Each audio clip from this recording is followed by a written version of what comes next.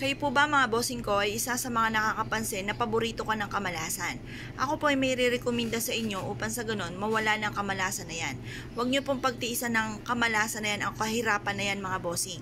Ang gawin nyo lamang po, kumuha kayo ng native na itlog or kaya po ay puting itlog. At pagkatapos ay humarap ka sa may silangan na 6:30 or alas 7. Ibulong nyo po dito habang ito po ay pinaiikot-ikot ninyo mula po sa ulo hanggang pababa po, whole body. Ultimo sa kilikili at alak-alakan po ninyo ay papasadahan nyo ng pag-ikot ng ati pong itlog. Ito pa mga bossing ko ay magki-cleansing or lilinisin ang kung ano man ang mga negatibo na nakakapit sa inyo pong katawan. Ito pa mga bossing ko, ipaulit-ulitin nyo hanggang sa likod ang inyo pong pag-ikot-ikot po dito at sabihin nyo po sa pamamagitan nito ay inaalis nyo na lahat ng kamalasan ninyong pinagdadaanan.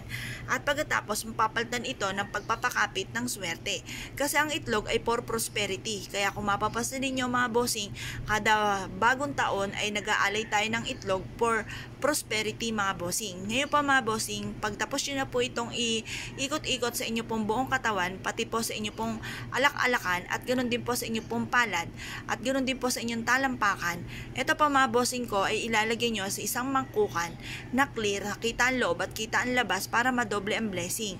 At ilalagay nyo rin po ito, mamili po kayo, pwede rin ito sa isang mangkukan. Basta mainam, ang gagamitin ninyo ay clear at hindi po yung may mga kulay na mga baso or mangkok. Pagtapos nyo na po itong ibilad hanggang alas 8 ng umaga, ilagay nyo po ito sa ilalim ng inyo pong higaan. Ito po ay ihahayaan nyo na nakalagay sa ilalim ng inyong higaan ng 7 araw. Malipas ng 7 araw, ito po ay pwede nyo na itapon sa basurahan or kaya po sa mga running water. Ito po ay makakatulong para alisin ang lahat ng mga kamalasan na pinagdadaanan po ninyo. Proven po ito mga bossing. Kung ikaw po ay may 100% na paniniwala, ay mainam na subukan nyo po itong gawin.